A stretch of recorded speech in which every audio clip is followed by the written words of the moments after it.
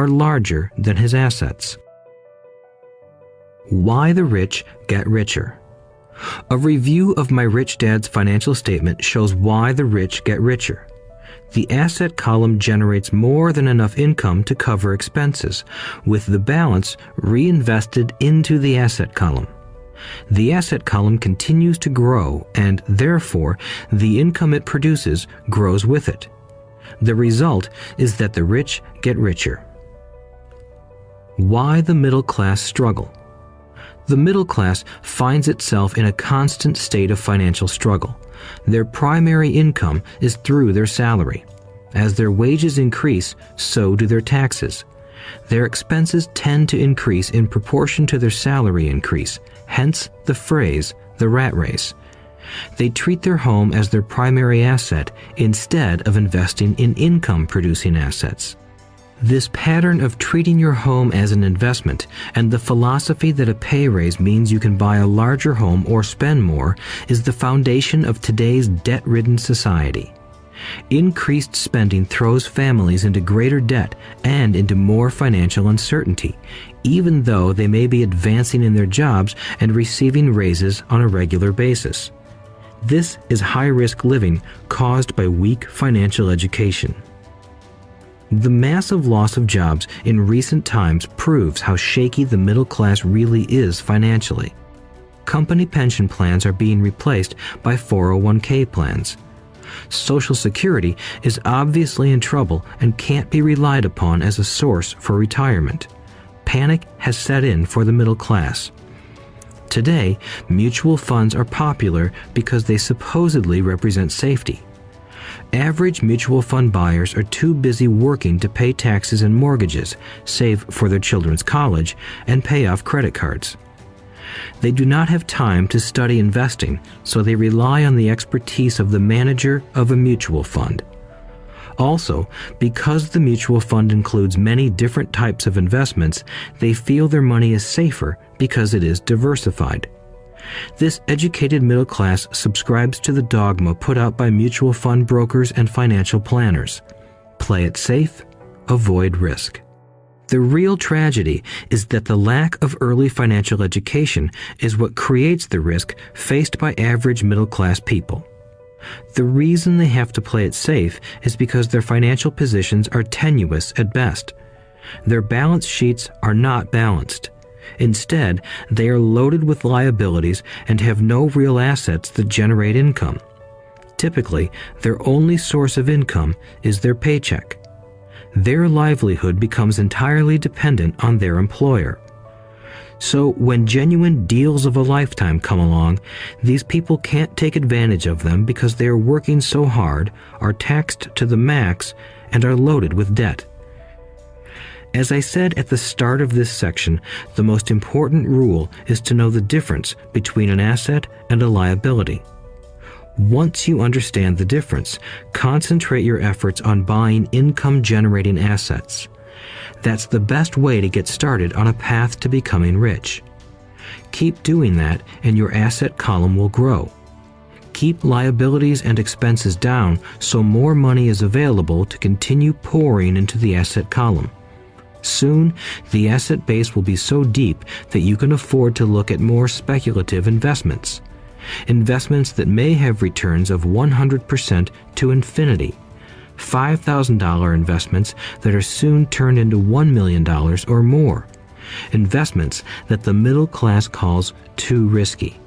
The investment is not risky for the financially literate. As an employee who is also a homeowner, your working efforts are generally as follows. 1. You work for the company. Employees make their business owner or the shareholders rich, not themselves. Your efforts and success will help provide for the owner's success and retirement. 2. You work for the government. The government takes its share from your paycheck before you even see it. By working harder, you simply increase the amount of taxes taken by the government. Most people work from January to May just for the government. 3. You work for the bank. After taxes, your next largest expense is usually your mortgage and credit card debt. The problem with simply working harder is that each of these three levels takes a greater share of your increased efforts. You need to learn how to have your increased efforts benefit you and your family directly. Once you have decided to concentrate on minding your own business, focusing your efforts on acquiring assets instead of a bigger paycheck, how do you set your goals? Most people must keep their job and rely on their wages to fund their acquisition of assets. As their assets grow, how do they measure the extent of their success? When does someone know that they are rich, that they have wealth? As well as having my own definitions for assets and liabilities, I also have my own definition for wealth. Actually, I borrowed it from a man named R. Buckminster Fuller. Some call him a quack, and others call him a genius. Years ago, he got architects buzzing because he applied for a patent for something he called a geodesic dome. But in the application, Fuller also said something about wealth. It was pretty confusing at first, but after reading it, it began to make some sense. Wealth is a person's ability to survive so many number of days forward, or, if I stopped working today, how long could I survive? Unlike net worth, the difference between your assets and liabilities, which is often filled with a person's expensive junk and opinions of what things are worth, this definition creates the possibility for developing a truly accurate measurement. I could now measure and know where I was in terms of my goal to become financially independent.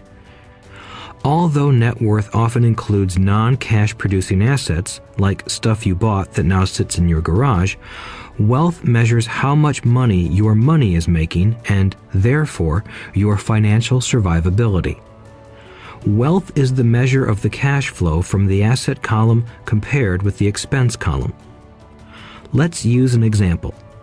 Let's say I have cash flow from my asset column of $1,000 a month, and I have monthly expenses of $2,000 a month. What is my wealth? Let's go back to Buckminster Fuller's definition. Using his definition, how many days forward can I survive? Assuming a 30-day month, I have enough cash flow for half a month. When I achieve $2,000 a month cash flow from my assets, then I will be wealthy. So, while I'm not yet rich, I am wealthy. I now have income generated from assets each month that fully cover my monthly expenses. If I want to increase my expenses, I first must increase my cash flow to maintain this level of wealth. Also note that it is at this point that I'm no longer dependent on my wages.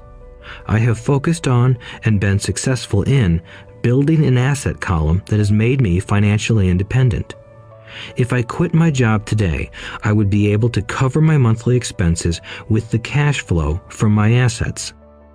My next goal would be to have the excess cash flow from my assets reinvested into the asset column. The more money that goes into my asset column, the more my asset column grows. The more my assets grow, the more my cash flow grows. And as long as I keep my expenses less than the cash flow from these assets, I grow richer with more and more income from sources other than my physical labor. As this reinvestment process continues, I am well on my way to becoming rich. Just remember this simple observation. The rich buy assets. The poor only have expenses. The middle class buy liabilities they think are assets. So how do I start minding my own business? What is the answer? Listen to the founder of McDonald's in the next chapter. Chapter 3. Lesson 3. Mind your own business. The rich focus on their asset columns while everyone else focuses on their income statements. In 1974, Ray Kroc, the founder of McDonald's, was asked to speak to the MBA class at the University of Texas at Austin. A friend of mine was a student in that MBA class. After a powerful and inspiring talk, the class adjourned and the students asked Ray if he would join them at their favorite hangout to have a few beers. Ray graciously accepted. "What business am I in?" Ray asked once the group had all their beers in hand. Everyone laughed, my friend said. Most of the MBA students thought Ray was just fooling around. No one answered, so Ray asked again, "What business do you think I'm in?" The students laughed again, and finally one brave soul yelled out, "Ray, who in the world doesn't know that you're in the hamburger business?" Ray chuckled. "That's what I thought you would say." He paused and then quickly added, "Ladies and gentlemen, I'm not in the hamburger business. My business is real estate." As my friend tells the story, Ray spent a good amount of time explaining his viewpoint. In his business plan, Ray knew that the primary business focus was to sell hamburger franchises, but what he never lost sight of was the location of each franchise. He knew that the land and its location were the most significant factors in the success of each franchise. Basically, the person who bought the franchise was also buying the real estate under the franchise for Ray Kroc's organization. Today, McDonald's is the largest single owner of real estate in the world, owning even more than the Catholic Church. McDonald's owns some of the most valuable intersections and street corners in America and around the globe. My friend considers this as one of the most important lessons in his life. Today, he owns car washes, but his business is the real estate under those car washes. The previous chapter presented that most people work for everyone but themselves. They work first for the owners of the company, then for the government through taxes, and finally for the bank that owns their mortgage. When I was a young boy, we did not have a McDonald's nearby. Yet my rich dad was responsible for teaching Mike and me the same lesson that Ray Kroc talked about at the University of Texas. It is secret number 3 of the rich. The secret is mind your own business.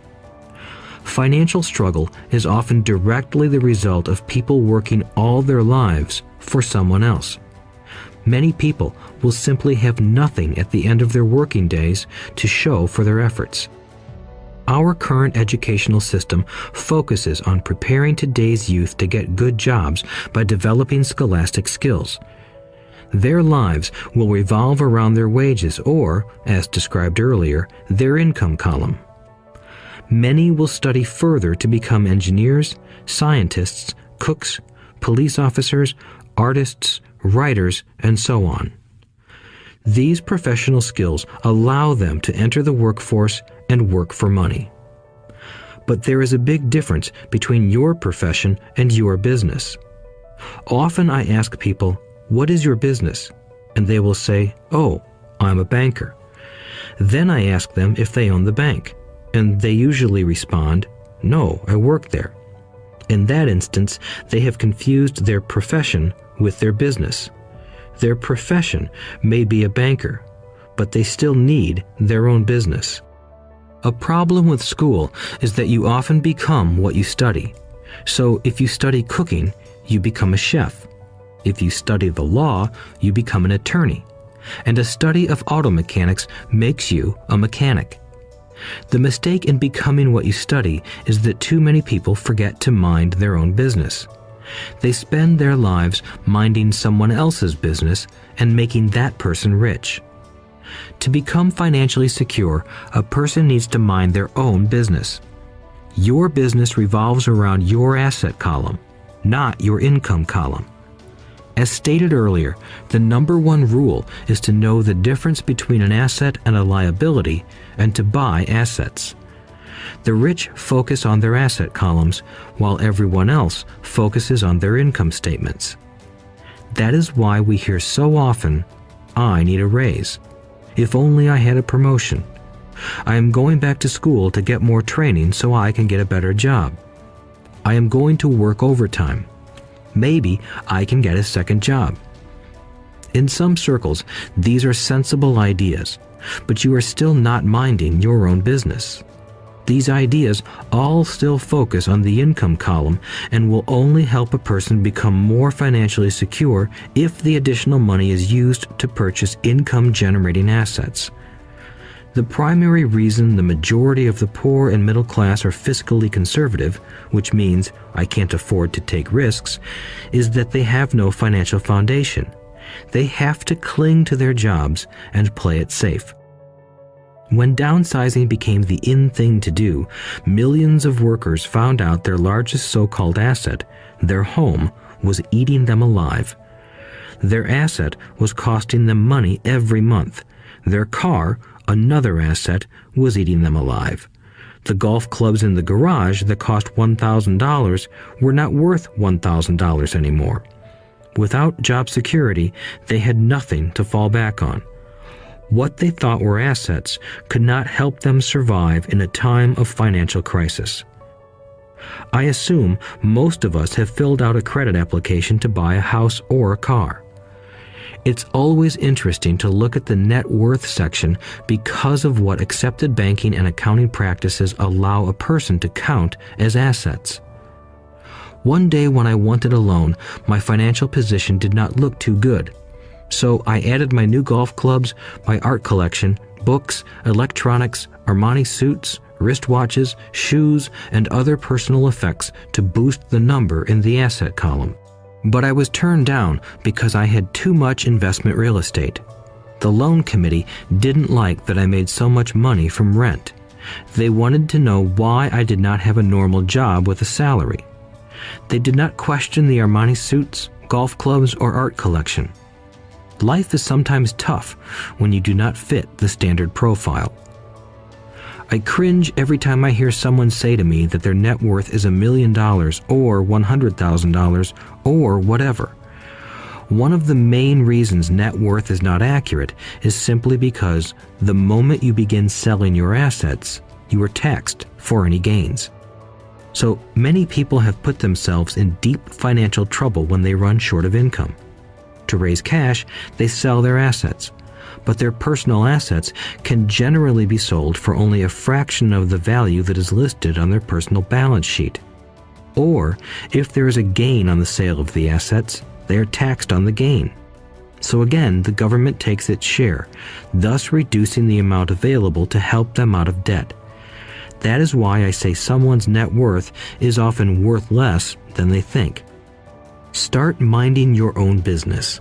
Keep your daytime job, but start buying real assets, not liabilities or personal effects that have no real value once you get them home.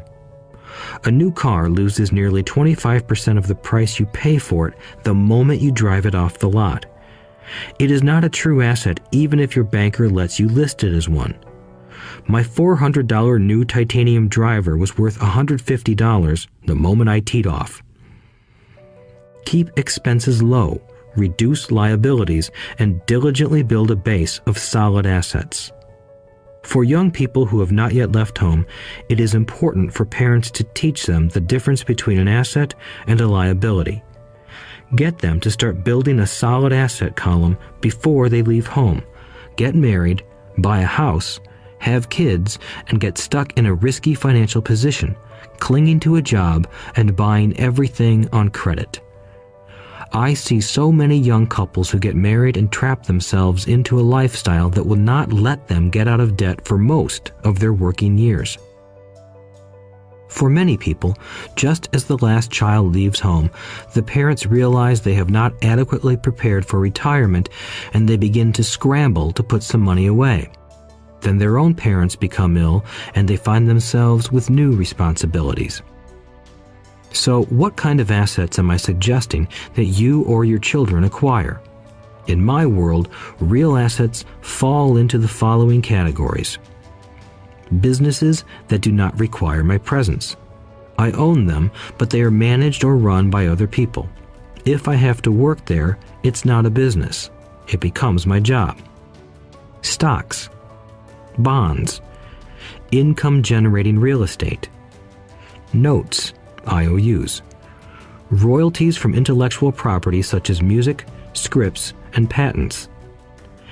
Anything else that has value, produces income, or appreciates, and has a ready market. As a young boy, my educated dad encouraged me to find a safe job, but my rich dad encouraged me to begin acquiring assets that I loved. If you don't love it, you won't take care of it. I collect real estate simply because I love buildings and land. I love shopping for them, and I could look at them all day long. When problems arise, the problems aren't so bad that it changes my love for real estate. For people who hate real estate, they shouldn't buy it.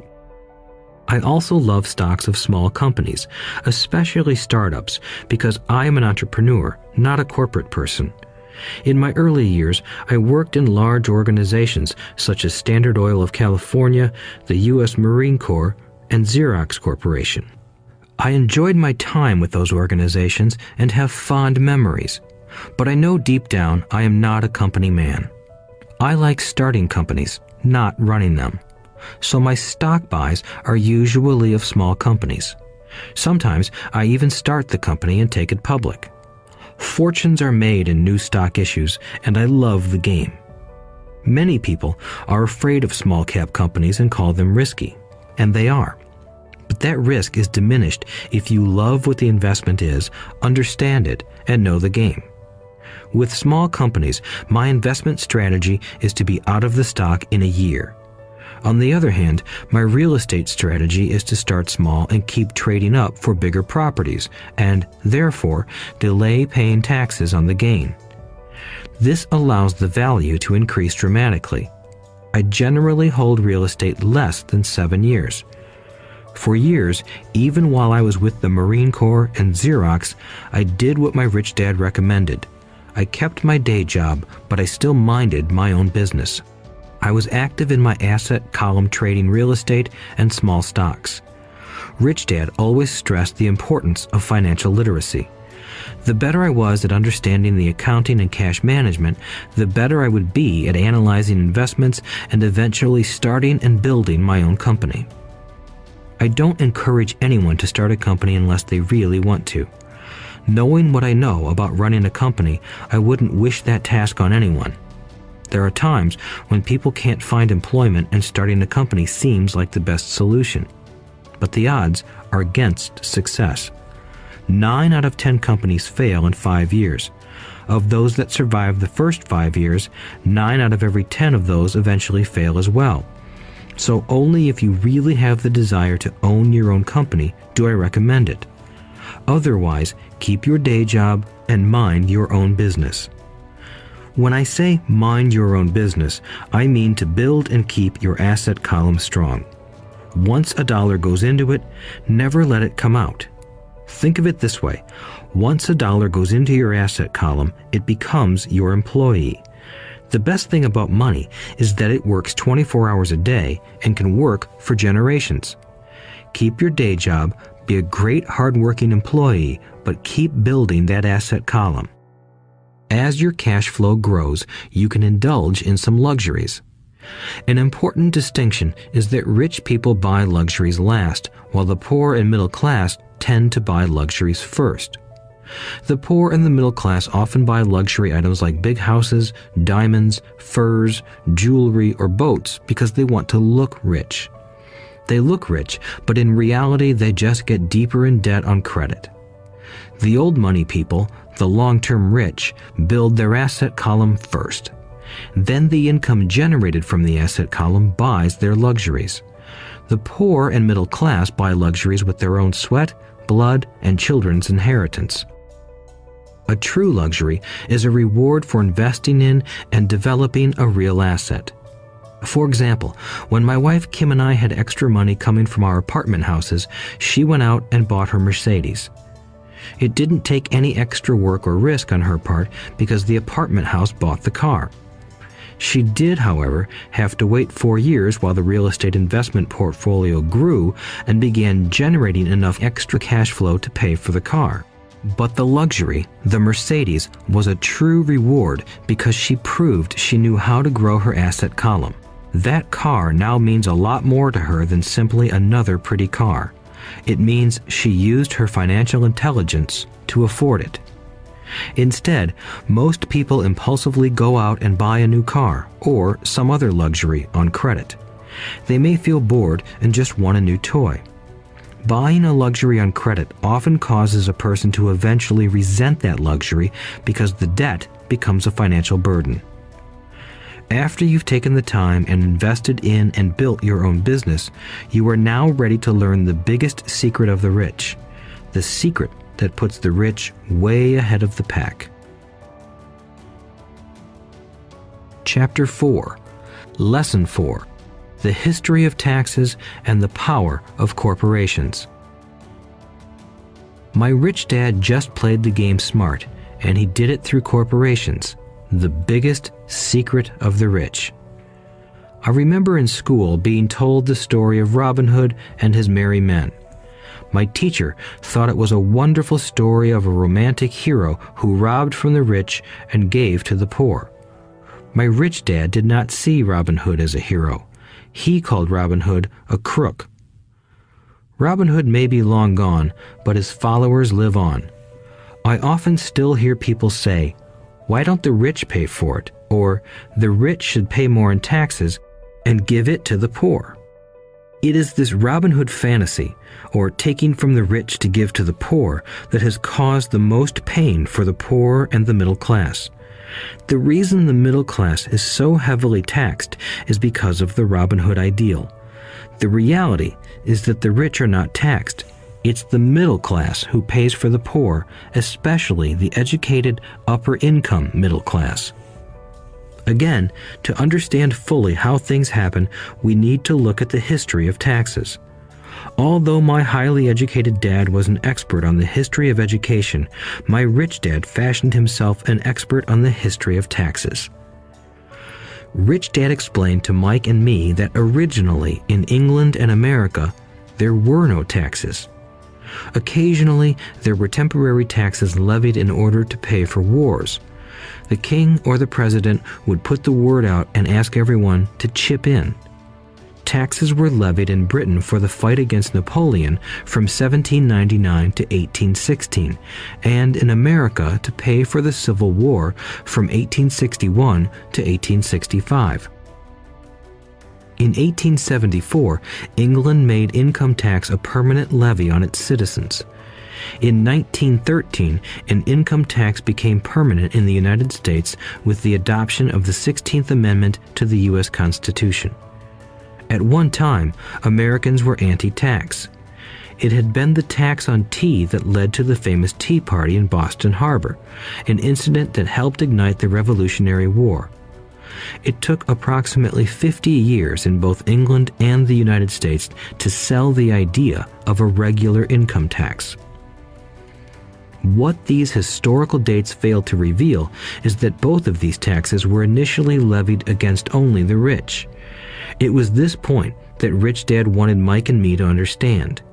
He explained that the idea of taxes was made popular and accepted by the majority by telling the poor and the middle class that taxes were created only to punish the rich. This is how the masses voted for the law, and it became constitutionally legal. Although it was intended to punish the rich, in reality it wound up punishing the very people who voted for it, the poor and middle class.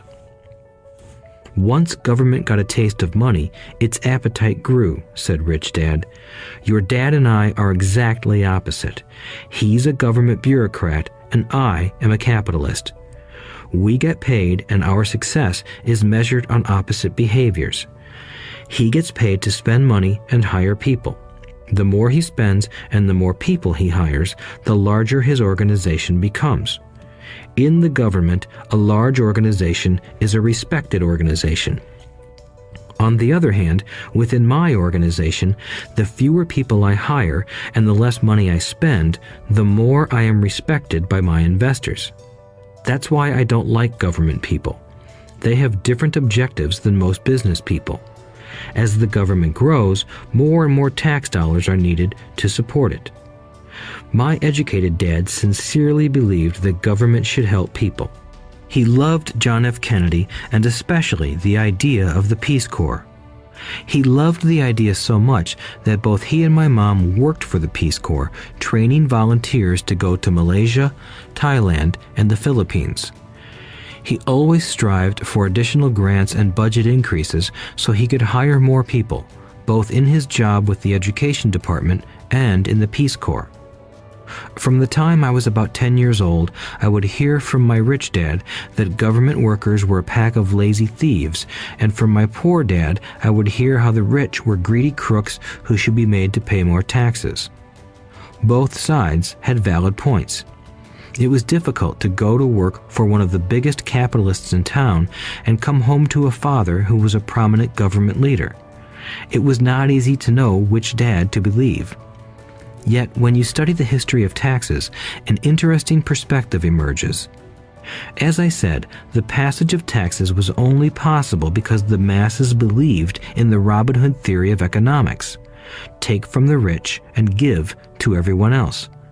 The problem was that the government's appetite for money was so great that taxes soon needed to be levied on the middle class, and from there it kept trickling down.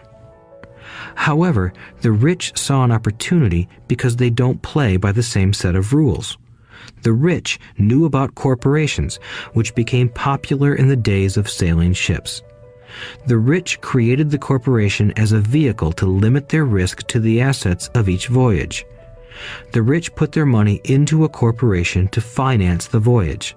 The corporation would then hire a crew to sail to the New World to look for treasure.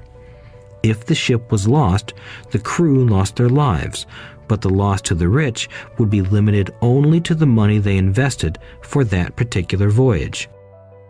It is the knowledge of the legal corporate structure that really gives the rich a vast advantage over the poor and middle class. Having two fathers teaching me, one a socialist and the other a capitalist, I quickly began to realize that the philosophy of the capitalist made more financial sense to me. It seemed to me that the socialists ultimately penalized themselves due to their lack of financial education. No matter what the take from the rich crowd came up with, the rich always found a way to outsmart them. That is how taxes were eventually levied on the middle class. The rich outsmarted the intellectuals solely because they understood the power of money, a subject not taught in schools. How did the rich outsmart the intellectuals? Once the take from the rich tax was passed, cash started flowing into government coffers. Initially, people were happy. Money was handed out to government workers and the rich. It went to government workers in the form of jobs and pensions, and it went to the rich via their factories receiving government contracts. The government received a large pool of money, but the problem was the fiscal management of that money. The government ideal is to avoid having excess money. If you fail to spend your allotted funds, you risk losing it in the next budget. You would certainly not be recognized for being efficient. Business people, on the other hand, are rewarded for having excess money and are applauded for their efficiency. As this cycle of growing government spending continued, the demand for money increased, and the tax the rich idea was adjusted to include lower income levels down to the very people who voted it in, the poor and the middle class. True capitalists used their financial knowledge to simply find an escape. They headed back to the protection of a corporation. But what many people who have never formed a corporation don't know is that a corporation is not really a thing. A corporation is merely a file folder with some legal documents in it, sitting in some attorney's office and registered with a state government agency. It's not a big building or a factory or a group of people. A corporation is merely a legal document that creates a legal body without a soul. Using it, the wealth of the rich was once again protected. It was popular because the income tax rate of a corporation is less than the individual income tax rates. In addition, certain expenses could be paid by a corporation with pre-tax dollars. This war between the haves and have-nots has raged for hundreds of years. The battle is waged whenever and wherever laws are made, and it will go on forever. The problem is that the people who lose are the uninformed, the ones who get up every day and diligently go to work and pay taxes. If they only understood the way the rich play the game, they could play it too. Then they would be on their way to their own financial independence. This is why I cringe every time I hear a parent advise their children to go to school so they can find a safe, secure job. An employee with a safe, secure job without financial aptitude has no escape. Average Americans today work 5 to 6 months for the government just to cover their taxes.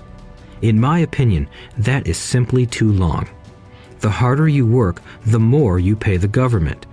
That is why I believe that the idea of take from the rich backfired on the very people who voted it in.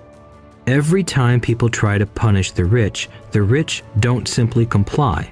They react. They have the money, power, and intent to change things. They don't just sit there and voluntarily pay more taxes. Instead, they search for ways to minimize their tax burden. They hire smart attorneys and accountants and persuade politicians to change laws or create legal loopholes.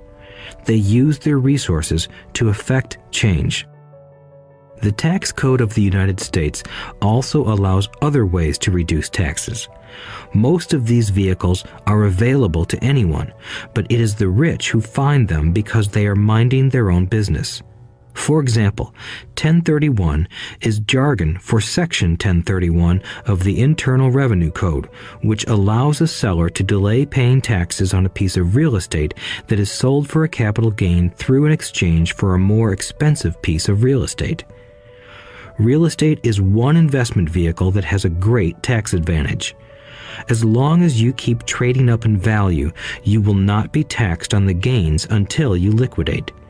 People who don't take advantage of these legal tax savings are missing a great opportunity to build their asset columns. The poor and middle class don't have the same resources. They sit there and let the government's needles enter their arm and allow the blood donation to begin. Today, I am constantly shocked at the number of people who pay more taxes or take fewer deductions simply because they are afraid of the government. I have friends who have had their businesses shut down and destroyed, only to find out it was a mistake on the part of the government. I realize all that, but the price of working from January to May is a high price to pay for that intimidation. My poor dad never fought back. My rich dad didn't either. He just played the game smarter, and he did it through corporations, the biggest secret of the rich. You may remember the first lesson I learned from my rich dad. I was a little boy of 9 who had to sit and wait for him to choose to talk to me. I sat in his office waiting for him to get to me. He was ignoring me on purpose. He wanted me to recognize his power and to desire to have that power for myself one day. During all the years I studied and learned from him, he always reminded me that knowledge is power. And with money comes great power that requires the right knowledge to keep it and make it multiply. Without that knowledge, the world pushes you around. Rich Dad constantly reminded Mike and me that the biggest bully was not the boss or the supervisor, but the tax man. The tax man will always take more if you let him. The first lesson of having money work for you, as opposed to you working for money, is all about power. If you work for money, you give the power to your employer. If money works for you, you keep the power and control it. Once we had this knowledge of the power of money working for us, he wanted us to be financially smart and not let anyone or anything push us around. If you're ignorant, it's easy to be bullied. If you know what you're talking about, you have a fighting chance. That is why he paid so much for smart tax accountants and attorneys. It was less expensive to pay them than to pay the government.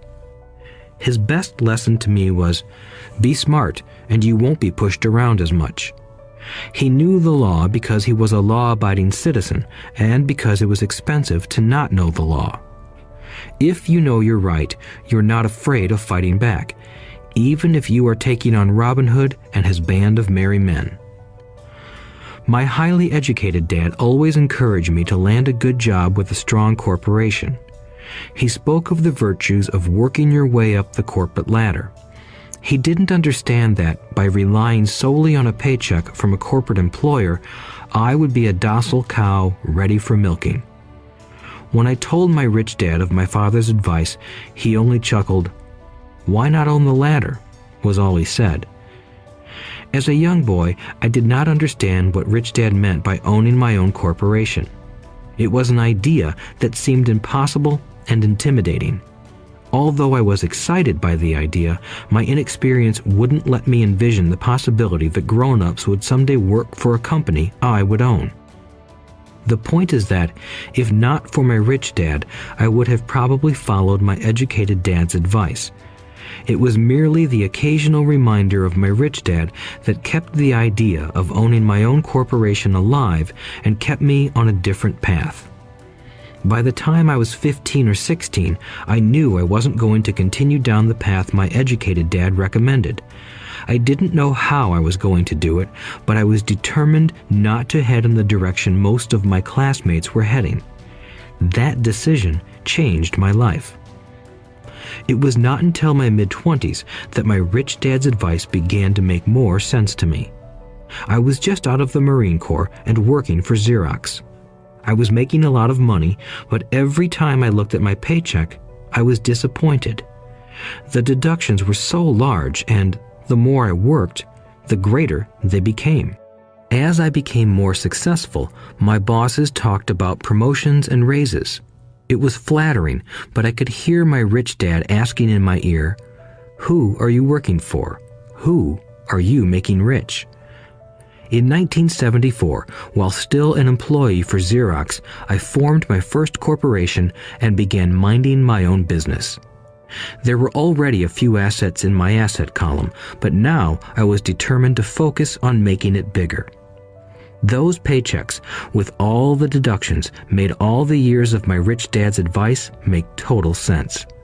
I could see the future if I followed my educated dad's advice. Many employers feel that advising their workers to mind their own business is bad for business. But for me, focusing on my own business and developing assets made me a better employee because I now had a purpose. I came in early and worked diligently, amassing as much money as possible so I could invest in real estate. Hawaii was just set to boom, and there were fortunes to be made. The more I realized that we were in the beginning stages of a boom, the more Xerox machines I sold. The more I sold, the more money I made, and, of course, the more deductions came out of my paycheck. It was inspiring. I wanted out of the employee trap so badly that I worked even harder so I could invest more. By 1978, I was consistently one of the top 5 salespeople at the company. I badly wanted out of the rat race. In less than 3 years, I was making more in my real estate holding corporation than I was making at Xerox, and the money I was making in my asset column in my own corporation was money working for me, not me pounding on doors selling copiers. My rich dad's advice made much more sense. Soon, the cash flow from my properties were so strong that my company bought me my first Porsche. My fellow Xerox salespeople thought I was spending my commissions. I wasn't. I was investing my commissions in assets. My money was working hard to make more money. Each dollar in my asset column was a great employee, working hard to make more employees and buy the boss a new Porsche with before-tax dollars. I began to work harder for Xerox. The plan was working, and my Porsche was the proof. By using the lessons I learned from my rich dad, I was able to get out of the proverbial rat race at an early age. It was made possible because of the strong financial knowledge I had acquired through Rich Dad's lessons. Without this financial knowledge, which I call financial intelligence or financial IQ, my road to financial independence would have been much more difficult. I now teach others in the hope that I may share my knowledge with them. I remind people that financial IQ is made up of knowledge from 4 broad areas of expertise. 1. Accounting. Accounting is financial literacy or the ability to read numbers. This is a vital skill if you want to build an empire. The more money you are responsible for, the more accuracy is required, or the house comes tumbling down. This is the left brain side, or the details. Financial literacy is the ability to read and understand financial statements, which allows you to identify the strengths and weaknesses of any business. 2. Investing. Investing is the science of money making money. This involves strategies and formulas which use the creative right brain side. 3. Understanding markets. Understanding markets is the science of supply and demand. You need to know the technical aspects of the market, which are emotion-driven, in addition to the fundamental or economic aspects of an investment. Does an investment make sense or does it not make sense based on current market conditions? 4. The law. A corporation wrapped around the technical skills of accounting, investing, and markets can contribute to explosive growth. A person who understands the tax advantages and protections provided by a corporation can get rich so much faster than someone who is an employee or a small business sole proprietor. It's like the difference between someone walking and someone flying. The difference is profound when it comes to long-term wealth. Tax advantages.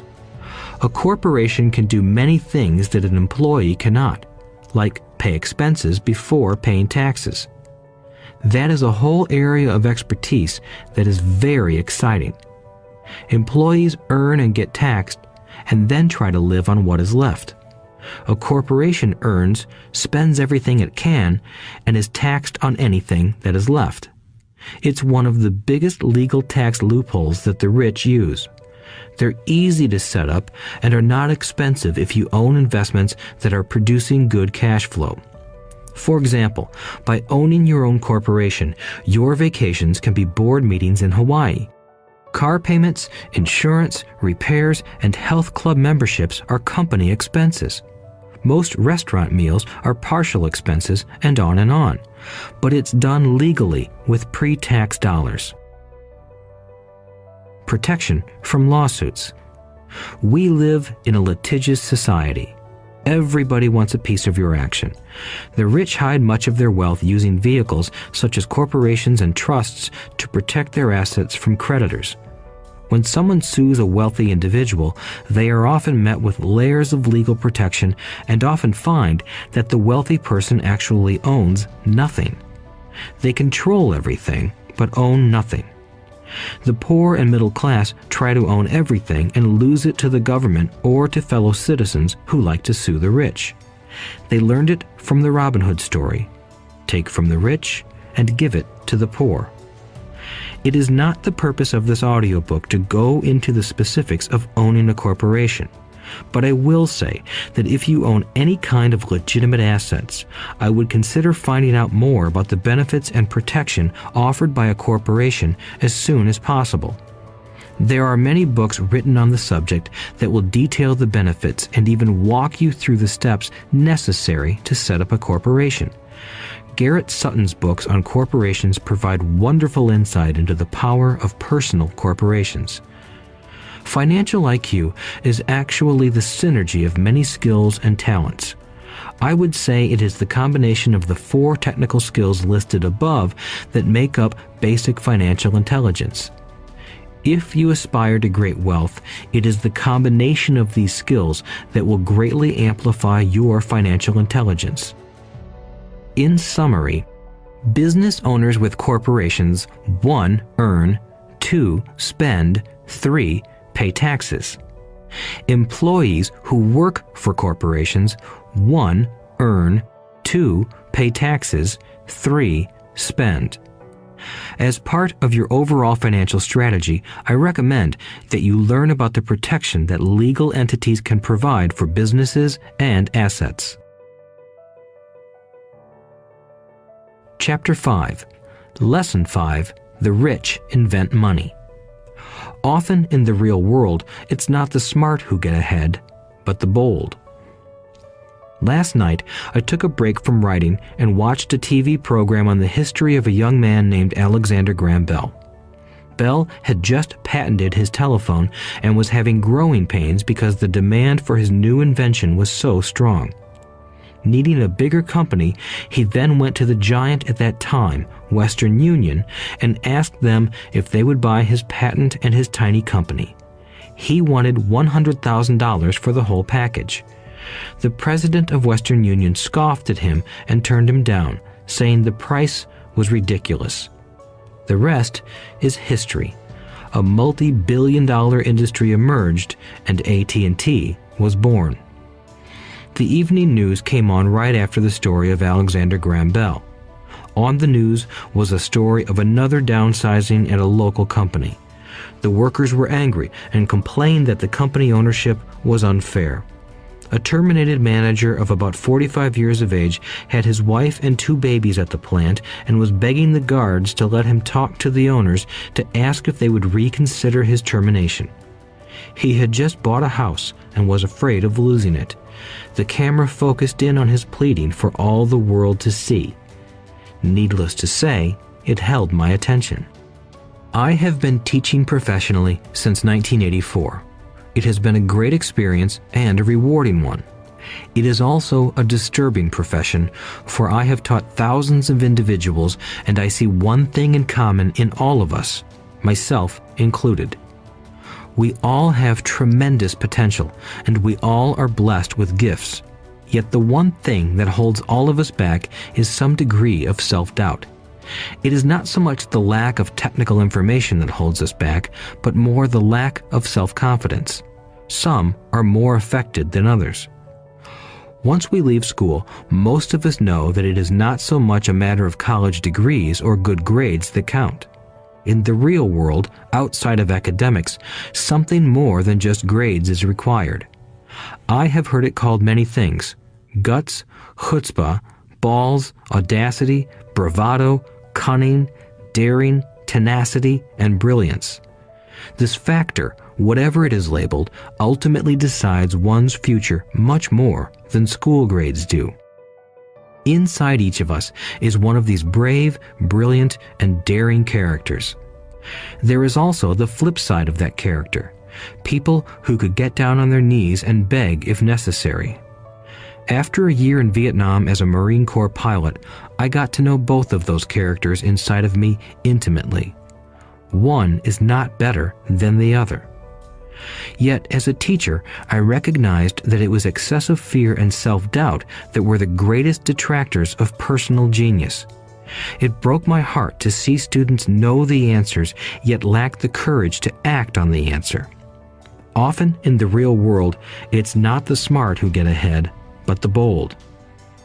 In my personal experience, your financial genius requires both technical knowledge as well as courage.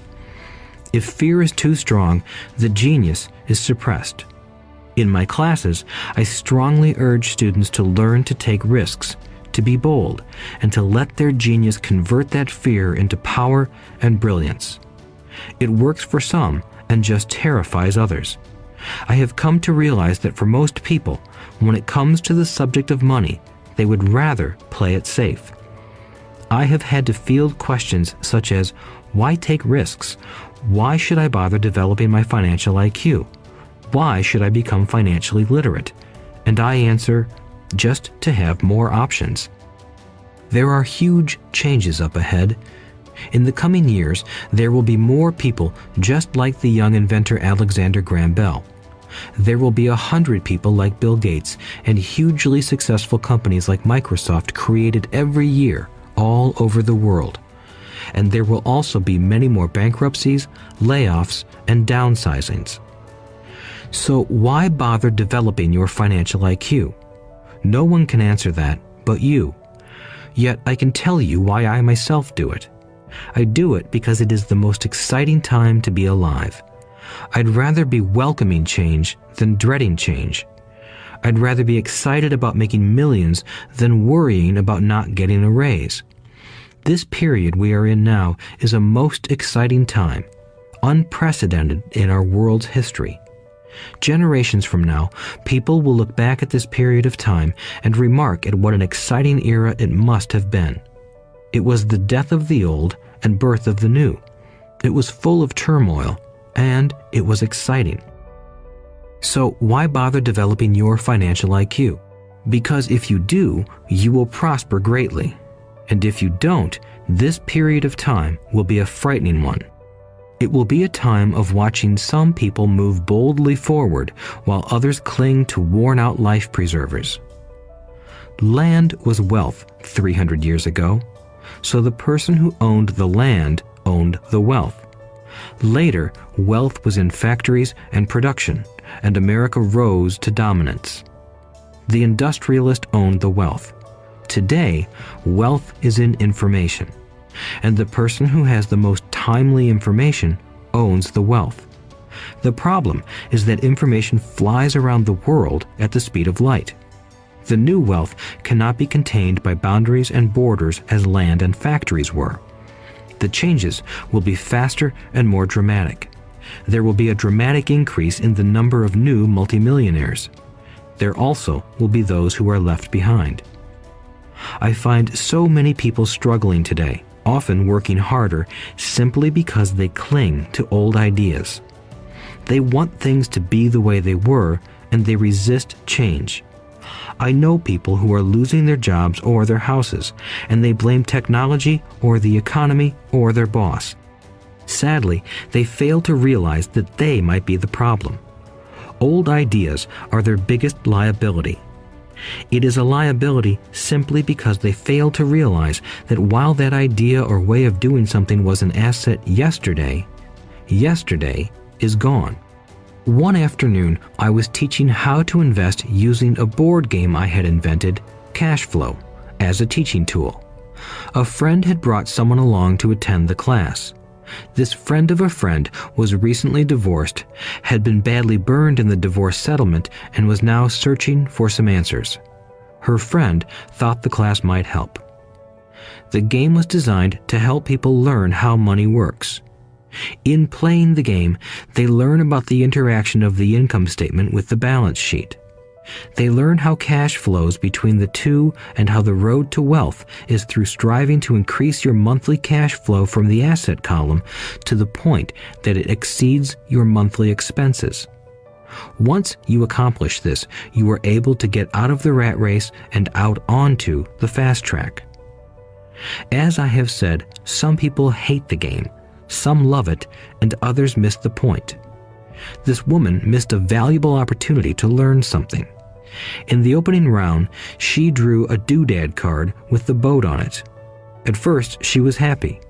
"Oh, I've got a boat." Then, as her friend tried to explain how the numbers worked on her income statement and balance sheet, she got frustrated because she had never liked math. The rest of her table waited while her friend continued explaining the relationship between the income statement, balance sheet, and monthly cash flow. Suddenly, when she realized how the numbers worked, it dawned on her that her boat was eating her alive. Later on in the game, she was also downsized and had a child. It was a horrible game for her. After the class, her friend came by and told me that she was upset. She had come to the class to learn about investing and did not like the idea that it took so long to play a silly game. Her friend attempted to tell her to look within herself to see if the game reflected her in any way. With that suggestion, the woman demanded her money back. She said that the very idea that a game could be a reflection of her was ridiculous. Her money was promptly refunded, and she left. Since 1984, I have made millions simply by doing what the school system does not do. In school, most teachers lecture. I hated lectures as a student. I was soon bored, and my mind would drift. In 1984, I began teaching via games and simulations, and I still rely on these tools today. I always encourage adult students to look at games as reflecting back to them what they know and what they need to learn. Most importantly, games reflect behavior. They are instant feedback systems. Instead of the teacher lecturing you, the game is giving you a personalized lecture, one that is custom-made just for you. The friend of the woman who left later called to give me an update. She said her friend was fine and had calmed down. In her cooling off period, she could see some slight relationship between the game and her life. Although she and her husband did not own a boat, they did own everything else imaginable. She was angry after their divorce, both because he had run off with a younger woman and because, after 20 years of marriage, they had accumulated little in the way of assets. There was virtually nothing for them to split. Their 20 years of married life had been incredible fun, but all they had accumulated was a